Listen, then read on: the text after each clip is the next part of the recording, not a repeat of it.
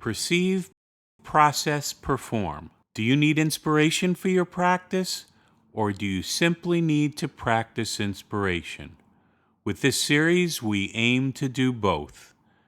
Give us 15 minutes and we'll give you practice inspiration. Robb Zbierski's purpose is to inject excitement into everything he does. A dynamic and engaging speaker, Robb makes every effort to connect with the audience to help them understand what can be accomplished with the right attitude and work ethic.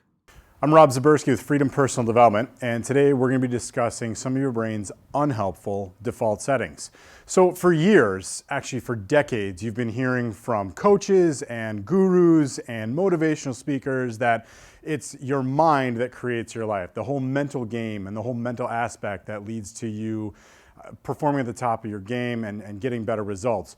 What a lot of people don't talk about, and this isn't a Debbie Downer session, but the reality that we need to understand is that we all carry inherently some conditioning, some hardwiring in our brains that if we're not paying better attention to this, if we're not aware of what's going on in that noodle above your neck, fundamentally, this is what's keeping us stuck and not able to reach your full potential.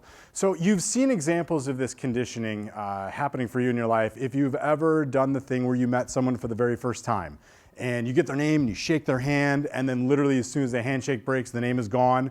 This happens all the time. It's caused some interesting and oftentimes embarrassing situations from happening.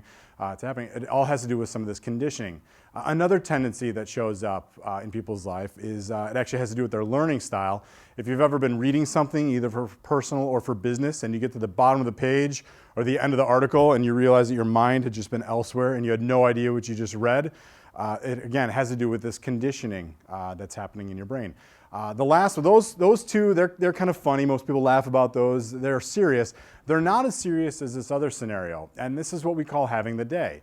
And I'm talking about a day at work where you work hard all day from the minute you get in to the minute you leave. You work so hard to the point that when you get done, you are out of gas, out of energy. You've got nothing left in the tank for the people or the things that matter the most to you. I'll take it a step further because I know that day's not as much fun, but have you ever had that day where you worked and worked and worked to the point you had nothing left in the tank, and then you actually took 5 minutes for some me time and realized that you didn't even accomplish anything of value either? So listen, with all of these things, the names thing, the reading thing, the having that day thing, there's no upper limit to the number of times that those instances can happen. That being said, you're not a slave to your brain. The good news about these unhelpful default settings is that they're just default settings. You can change them. But first, you need to understand what they are and what they do. So the first unhelpful default setting that your brain has is that it tends to overemphasize what it considers negative inputs, and it underemphasizes negative inputs. And actually, before I get into this, I should make this abundantly clear. I'm going to go introduce, your brain has a lot of unhelpful default settings. It's very normal to recognize a lot of these showing up in your life. This does not make you a bad person. This does not make you a born loser. It's actually really good to know, because if you carry these unhelpful default settings, that means, everyone carries these default settings. So you can understand what you're up against when you're dealing with patients or staff or spouses. So again, it's very normal to notice these. Just be aware these are the things that are likely keeping you stuck. So to recap, number one, your brain is hypersensitive to negative inputs and almost numb to negative inputs. So if you think about this in terms of surviving in the wilderness, if you were a caveman, this is a really great tendency to have, because this basically states that your brain is hyper aware of the things that are threats, which in that case are things like a grizzly bear or saber-toothed tiger or a tribe that's trying to take over your land. And so ultimately, the individual that's more aware of the threat and is better able to deal with it is going to stay alive longer. The challenge is that this condition, we're not trying to survive in the wilderness. We're trying to thrive in society. And what happens is we still carry this conditioning. We still carry this tendency. It just shows up. We have a much different definition of what is a quote-unquote negative input today than we did back then. Back then, grizzly bear trying to eat you. Now, what we perceive as a negative input is when someone says no to the treatment that we recommend, Or you order a triple pump mocha and they only put 2 pumps in. And you go, ah, this is the worst barista ever. It has nothing to do, your definition is totally different. The bigger challenge is that it's my observation that there is a culture of negativity that exists that supports this. If you look at the news or if you look to politics, you'll see that the first story in the news is the worst thing that's happening.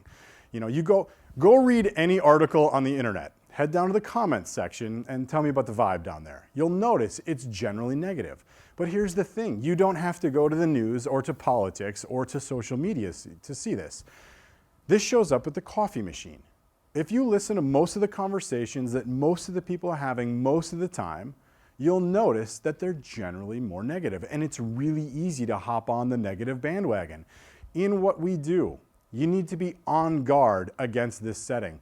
Everyone out there, I shouldn't say everyone, most people out there, they're always looking for a reason to cut you down. If you're always the most positive, enthusiastic, solution-based person in the room, without being annoying, you're gonna go pretty far. You'll do pretty well for yourself. But if you're always the most positive, enthusiastic, solution-based person in the room, I guarantee you're gonna creep some people out. And I know this because I am this guy. I was doing some work with a group over the summer, and people asked me how I'm doing, and my answer is always, I'm awesome. And I had people ask me, oh, how you doing? I'm awesome. What are you, a morning guy? I'd say, no, I'm an all-day guy. And you would see them start to throw up in their mouth. It's because of this general tendency that your brain, it's hypersensitive to what it perceives as negative inputs. You're going up against a lot of negativity with the people that you work with, your clients, your patients. You need to be on guard against this and be willing to overcome that and work in a more effective way. Second unhelpful default setting is that your brain is easily consumed with the urgent matters, often at the expense of the important matters. I'll say that again. Your brain is easily consumed with the urgent at the expense of the important. So let's go back to the trying to survive in the wilderness thing that we talked about earlier. You understand that the things that are perceived as those urgent threats, that's the grizzly bear, right? When the grizzly bear is not calling ahead saying, I'm hungry, I'm thinking about taking a bite out of you. No. When the grizzly bear wants to eat, he wants to eat now. It's a bad idea to address the grizzly bear and say, I'm sorry, Mr. Grizzly Bear, you are simply an urgent matter. I have much more important things to do, like building shelter and starting a fire, because you will get eaten. The challenge is that this tendency still lives inside of us, and it shows up in a couple different ways. It shows up when you're in the middle of working on a treatment planning, or you're working on your notes at the end of the day, or you're working on something important, and all of a sudden you become aware of a text message or an email, and squirrel, you're just off to the races. This is when at the beginning of the program, we talked about having the day where you work and work and work and work and work. That's this default setting trying to run the show. And you gotta be exceptionally careful with this one, because this one will eat your lunch. We've seen this one run away with a day. We've seen it run away with a week. I know someone in my life, I've seen this run away with the better part of a year. This tendency, your brain is easily consumed with the urgent at the expense of the important. It wants to focus on anything that pops up right in front of it right now, even if what you were working on is more important or even more fun. Third and final big unhelpful default setting that we've uncovered is that your brain craves safety over progress. I'll say that again, your brain craves safety over progress. The last time I'll talk about this, if you're using the surviving in the wilderness analogy, you see this in hunter-gatherer cultures historically. They will find one area that they hone in on. It's usually 1 to 2 square miles, and this is where they live and hunt and do everything, and they never, ever leave, ever, unless they're forced out. This tendency, you see this show up nowadays in something that's known as the comfort zone. Most of you have probably heard of the comfort zone in some capacity. You've probably seen the little infographic where's the tiny little circle that says your comfort zone, and then the big giant one over here that says where the magic happens. So comfort zones, they're not inherently bad. It's just the challenge is that no growth, no magic, nothing great happens inside the comfort zone. You've seen the comfort zone at play if you've known somebody, maybe you are this person, who's lost the same 20 pounds over and over and over again. you get stuck in a thinking and in a mindset that you can't get out of. The same thinking that gets you into a scenario is not the same thinking that gets you out of that scenario.